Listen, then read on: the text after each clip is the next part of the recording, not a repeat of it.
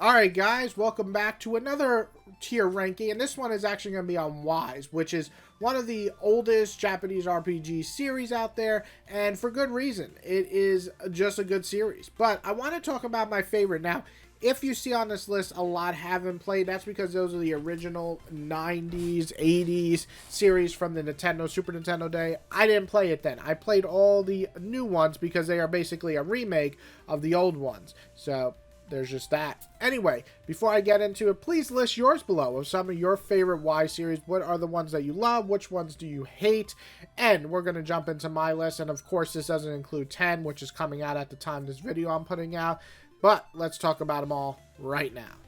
So I want to start off with Y's Chronicles, the first one, because this is the bump system. So there's 3 different combat systems for this series, and this is the original first 2. And basically what you do is bump into an enemy and you just go ch-ch-ch-ch-ch-ch-ch. If you don't know what that sound means, it means you're beating the living shit out of them till they die. And if you don't do it quicker than them, they're going to beat the shit out of you till you die. So your whole objective is to get around them, side of them, behind them, or in their face and beat the shit out of them till they die. It's a really simple system, and somehow it really keeps it entertaining. It's very fast-paced. It's not like super strategic. Pretty much just get and kill the enemy by bumping into them. Hence the bump system. Overall, though, this makes for some really unique boss fights, and that's kind of what carries the first 2 games for me. I will say, though, that the fucking Dracula boss in this game can really suck on my fucking dick, because I hate this piece of shit motherfucking garbage-ass boss. But outside of that, this game was actually really fun.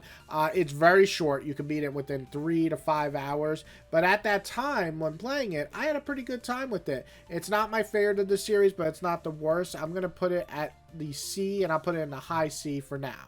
Alright, so now we're going to talk about Chronicles 2, which basically took 1 and made it better. It has definitely more balance when it comes to the bullshit bosses that you can fight in this game. I will say I had a good time with this. The only negatives that I really had with this game is there's just a lot of going around this fucking kingdom at the end and figuring out which door goes where, and it gave me a goddamn headache. Again, these games are short. This one took me like 5 or 6 hours. But at the time of playing, I really legit got a headache going through all these various doors that all looked the same.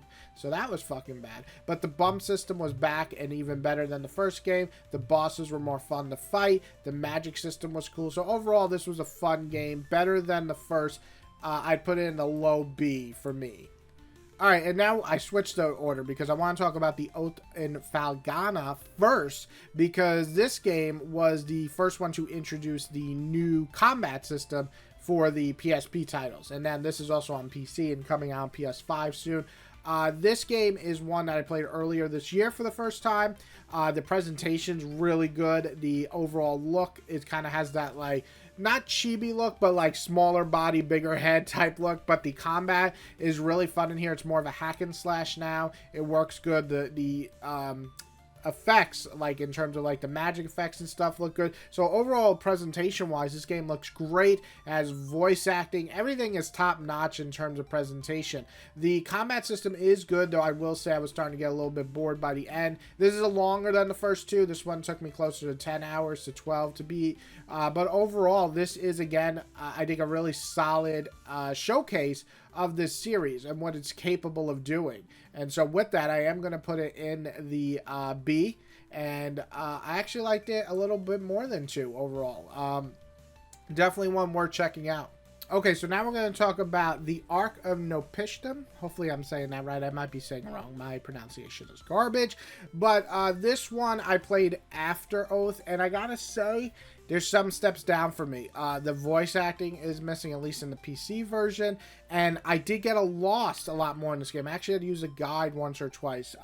So in terms of the overall presentation, look, and feel of this game, I felt like it was a step back. Now, I think this one is more of just putting out what came out on the maybe PS2, whereas I feel like Oath was a proper remake. So that might be the difference. But overall, it's not a bad game. I think it's just not as good as Chronicles 2 or Oath. So Ark definitely has some things that I do like. One being that it had like this more darker feel of the game. Like, all of these felt pretty light, except for some circumstances. This one, overall, the atmosphere felt darker, which I really enjoyed. But overall, because I got lost more often, because I had to kind of figure out where to go, and I just think that it's less user-friendly and a less, how do you say, quality of life improvements, because it's an older game than Oath. It felt like a step back when I played it after it. So maybe that was the biggest problem. I'd probably put it in the C for me as one that I enjoyed enough, but it's not one that I would really play right away. It's kind of on the weaker end. All right, now we're going to talk about Wise Origin. Wise Origin really surprised me. It's more of a 2D, like top view down RPG.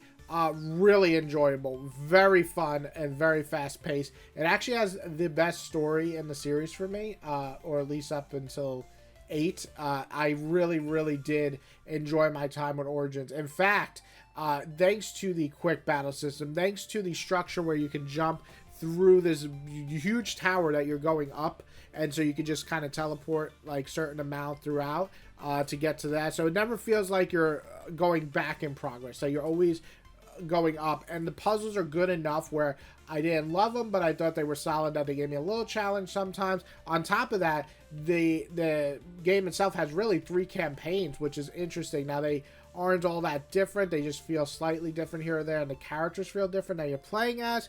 But since each campaign would take you anywhere from 8 to 10 hours, this is really like a 25, 30-hour game, which is really cool. So it's long if you want it to be, if you're going to play all 3 campaigns, or if you just want to go through one campaign, it's more in line with the older games in terms of like 10 to 12 hours. So Origins really surprised me. It's actually one of my favorite in the series, and I'm actually going to put that one in the S for me, how much I was surprised I enjoyed this. Okay, and the next would be Y7. So this is the only one on this list that I don't really enjoy all that much. Well, I shouldn't say that. So with 7s, it was the most frustrating experience I had with the series. The actual like platforming, to me, this is the weakest of the entire series. It was kind of irritating at some points, especially in the darker like cave looking areas. Didn't like that. And the combat, while it was good, it didn't do much to separate it from the rest of the series at this point. So multiple things and factors. 1, I can't remember the story. 2, the platforming, and 3, the combat didn't really blow me away. This is definitely one of the weaker ones in the series for me. I'm unfortunately going to have to put this in the D. You know, I wouldn't say it's like a shit game, but it's definitely one that I will never really want to play again, and I'm very glad that I got this for like $7.95 on Steam. Alright, so we're going to talk about Wise Memories of, I think it's Salceda, I think is how you say it.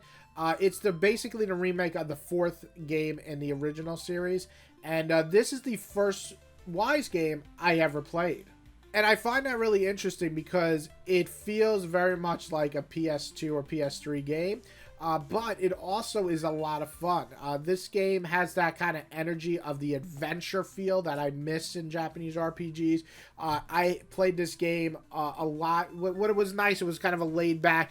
The story was there, but it wasn't super heavy. But what was nice is that I could wake up in the morning. This is when my daughter was very young, and she would wake up early, and I would have to, you know, give her milk and everything. I could hold her while playing this game because it wasn't that crazy combat. And it was just a really laid-back adventure game that took me about 12 to 15 hours, and I felt like I enjoyed my entire time with it. You know, I would say that I can't, if you told me, like, what's the story about? I probably can't remember. So that's a bummer, and I did feel like some of the ending boss fights were definitely fucking annoying. But overall, as a game, as a whole package, I had a great time with this. This game made me want to play the others in the series. So saying that, I'm going to put it in the A, but I'm going to put it in the lower A. But it's still, I think, definitely deserves an A for being a game that got me into a series I didn't expect to get into.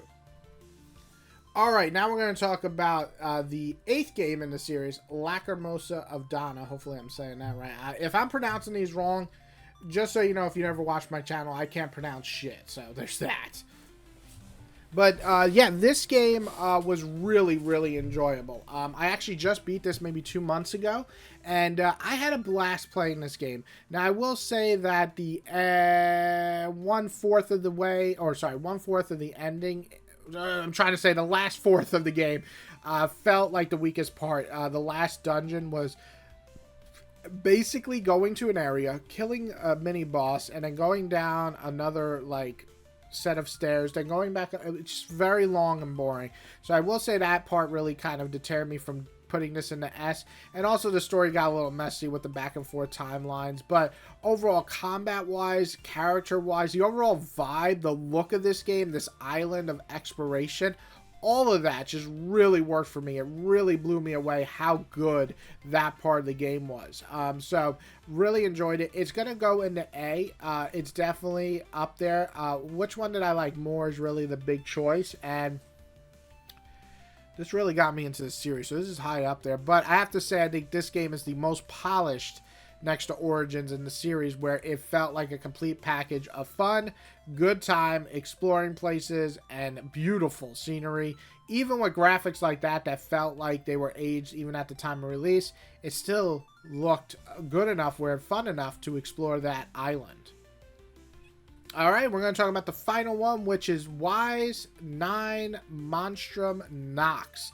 I was actually really excited to jump in this game because 8 I just played 2 months ago. It was like, oh, this is a lot of fun. Let's do the next one, which I thought they would improve. And the combat wise, it's basically 8, but a little bit quicker, a little bit more flashier, some really cool moves. So combat wise, this game did improve in the ways I was hoping it would. However, everything else was a step down for me.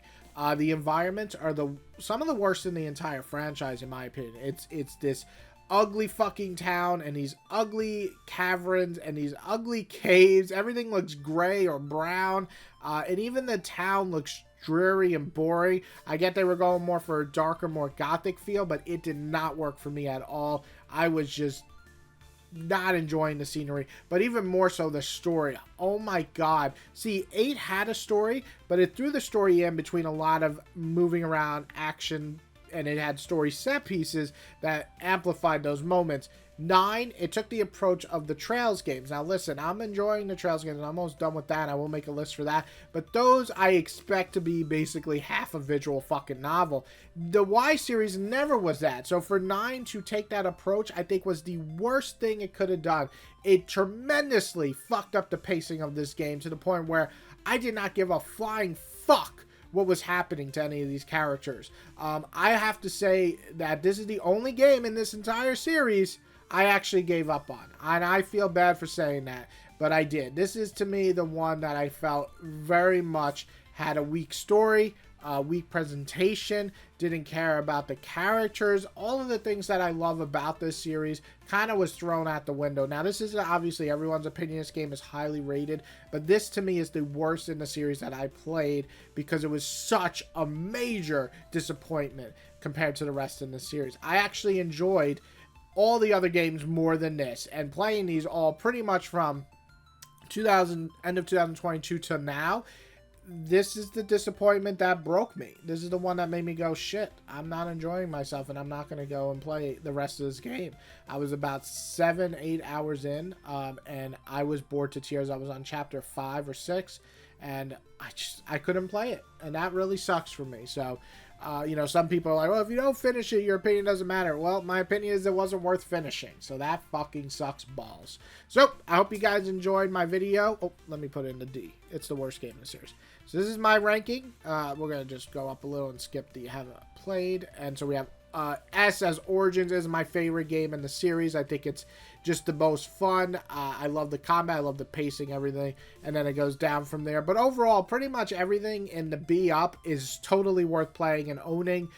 Even the C's are worth playing if you get them cheap. I have to say the D's, you can honestly skip them. But again, I am in the minority. And this series is very, very split on what are the best games in the series. So you could love 7 and 9, and I can hate them, and you can hate 8 and Origins. So you never really know. So you probably want to try this series, but this is a series definitely worth trying. I am excited to play 10. I probably won't get it at release because I have so many other games, but I am going to play it and see what it's all about. So anyway, I hope you guys enjoyed. If you did, please hit the like button. And like I said in the beginning of the video, if you played this series, I would love to see your opinion. Name your top 3 and name your worst one for the series in your opinion.